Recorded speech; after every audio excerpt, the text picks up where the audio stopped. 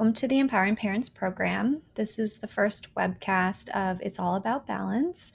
And we're going to start by talking about different states of mind that we can find ourselves in terms of being human, but also in particular about our parenting responses or reactions.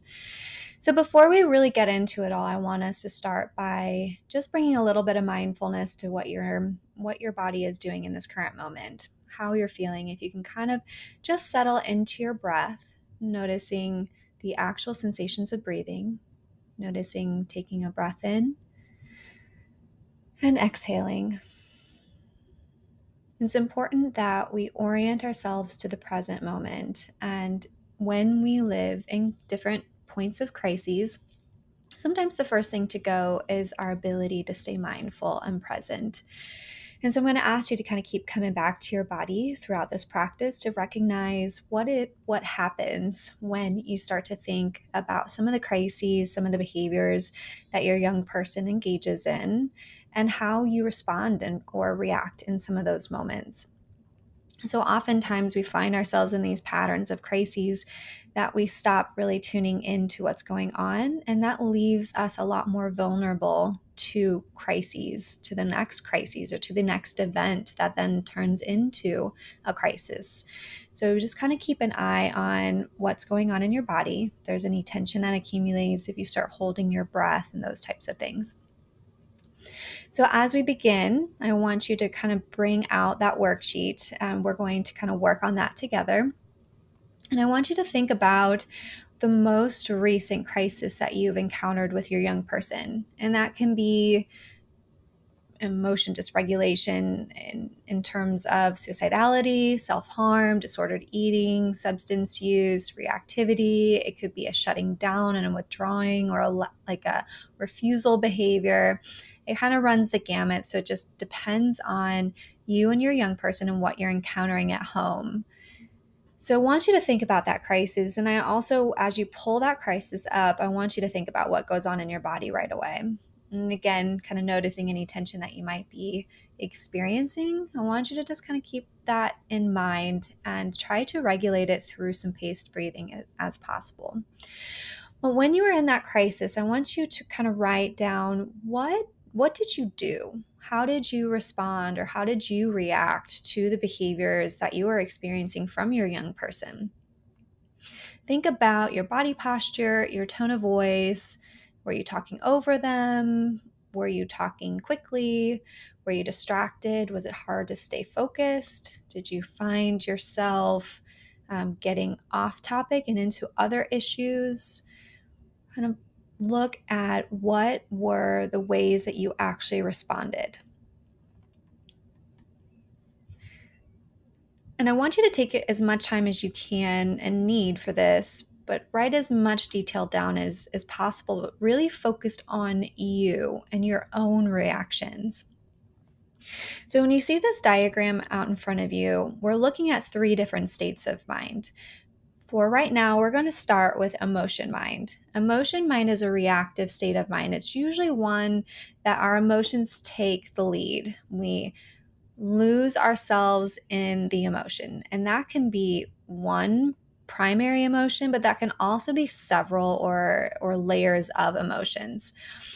And I think for each person, we need to recognize, what are some of my emotion mind reactions? Where do I tend to find myself more reactive? And what does that look like for me? What it can be is we can find ourselves in a blaming pattern. We can be judging. We can be yelling. We can be giving stricter punishments as parents. We could be shut down. We can be invalidating or not hearing the other person anymore. At the end of the day, we're usually not effective in this state of mind. So on that sheet, I want you to recognize and jot down a couple of reactions and things like behaviors that you engage in, thoughts that you typically have that you did engage in during this last crisis. Again, take as much time as you need to. When we think about emotion mind, there's a few leading emotions that tend to be experienced when you have a young person that you're parenting that has this pervasive emotion and behavioral dysregulation. Emotions like fear, sadness, guilt, and anger usually take the lead. So we're going to start with each emotion at a time and look at what experience do you have in terms of how does this lead? How do you find yourself reactive to this emotion in emotion mind state? So let's start with fear. I think when we look at fear as a parent, all of us can experience this. I think as soon as we get that newborn in our arms or whatever age we become a parent to this young person, it also becomes this like bundle of nerves that we experience. And at each age, we have different worries that we have to encounter because they experience different needs and different concerns at different points of their life. So it makes sense that because of certain behaviors that your young person's engaging in, that you're going to experience different types of worries about them, especially with the emotion and behavioral dysregulation. And some things that we want to look at is, what do these crises mean? Do these mean that they're not going to make it in the rest of their life? Do we have these worries that these hurtful and painful things keep happening to them?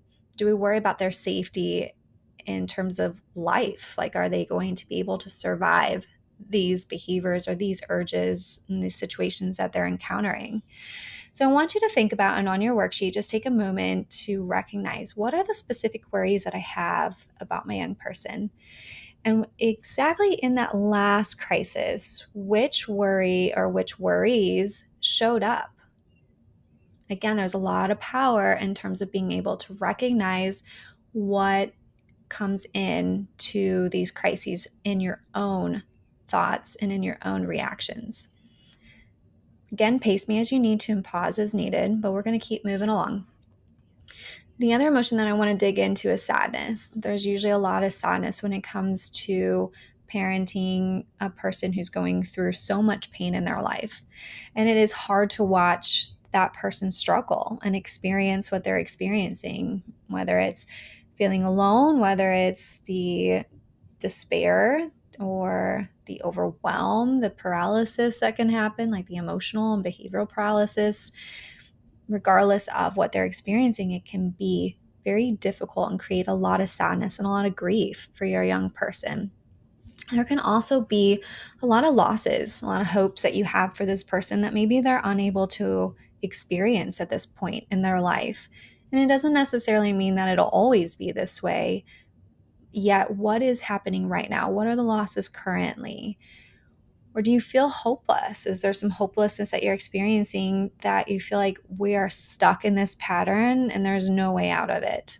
Things are just not going to change. I want you to take a moment, or take as long as you need, and jot down some of the sadness that you experience regularly, and especially those sadness feelings, the hopelessness, the loss that comes up in those exact crises. The next emotion is guilt. I think when we look at guilt, guilt aligns us with our own values. It says we've done something that steps outside of ourselves, like outside of the values that we have in life.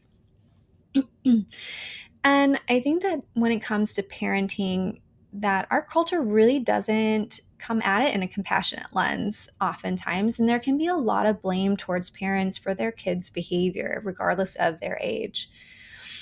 And it can feel like, at the end of the day, I've caused this and I'm to blame. And there can be a lot of self-blame as a parent, especially as their teen child or young adult is really struggling in terms of functionality and behaviors.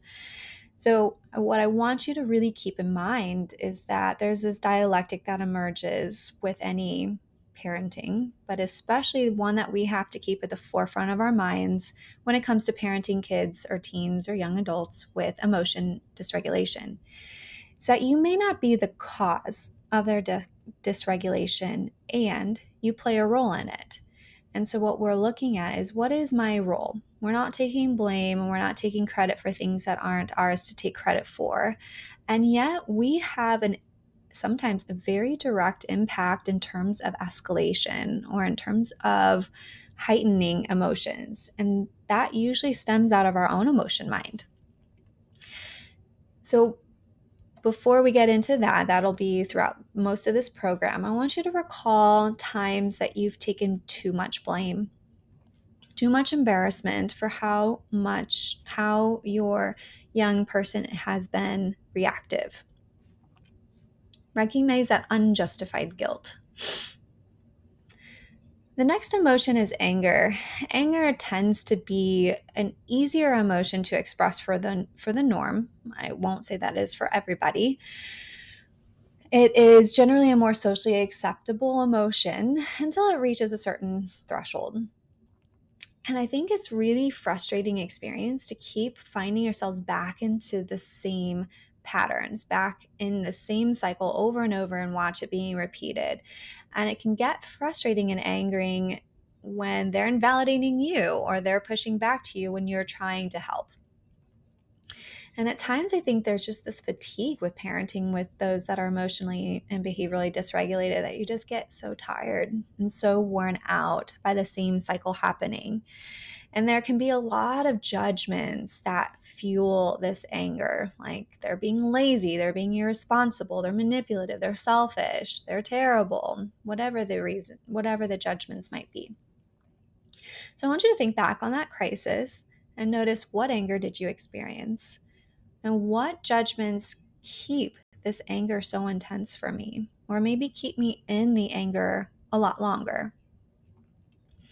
And so at this point, collectively, you've created a lot of anchor points for your emotion mind. And you can go back and kind of fill in, how do I catch these emotions? What are the thoughts that I have? What are the reactions that I have, like behaviors?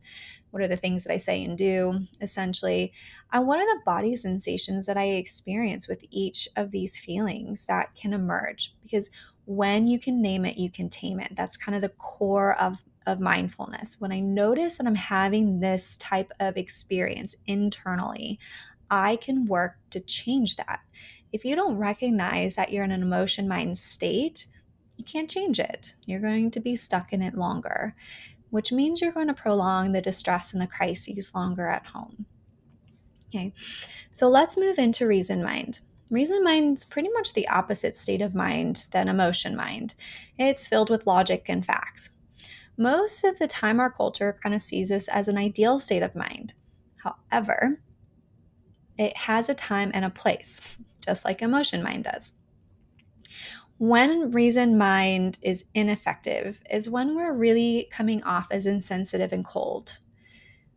Oftentimes, when you have a kiddo, whatever age they are, who has experiences in these intense emotions, you have to attend to them and help connect them to solutions. And so sometimes we can overcorrect in those moments and try to bring in so much logic to try to counterbalance the intense emotions that that person's experiencing. But what we're going to work on later on in this webcast is that there are techniques that you can use, like validation, which helps balance out this reason and emotion mind.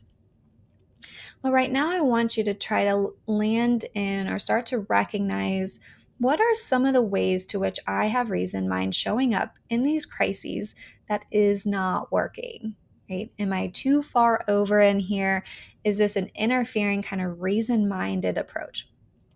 Sometimes there might be thoughts like, well, you're 16, you should be able to drive yourself now to school. Well, you're 23, so you should be in charge of your own finances and you should live independently. You're old enough now, you should be able to handle this, essentially. There may be other thoughts like it's not that hard or it's just not that big of a deal. You just have to get into the car, put the key in, turn the engine on, and steer. Or you just don't spend your money on those things and you make sure you pay your money to rent. And I want to point out that these are reason mind thoughts. While I understand that they're based in some type of facts, it's overly fact-based. What it does is it removes your emotional lens to pay attention to things that really are barriers for your kid. If your child does not struggle with emotion and behavior dysregulation, they probably could just do those things. However, if they are unable to, and you have seen it demonstrated over and over and over again, that means there are justified barriers to them accessing those skills at that time. So I want you for a moment to kind of fill in, what are these reason mind approaches that I have with my teen? How does that show up in these crises and in these arguments, or these like kind of pain points with them as I'm parenting, so that I can recognize them and learn to shift out of reason mind and into a more balanced state of mind. So that's the goal of this lesson, is to really start to look at what are the different types of states of mind, what are these opposite views, because what happens is we can start kind of swinging from emotion mind to reason mind. We may stay in reason mind for too long on a particular time frame, and then we might swing over to emotion mind. Or we just are usually in one side or the other, and that can happen between two parents at home. One parent may present as more of the reason mind, and the other parent might present more as the emotion mind. Regardless of, we want to recognize, what are the different states of mind that I have, and how does that escalate emotion behavioral dysregulation at home in my parenting. All right, so log in for the next one, which is going to focus on wise mind.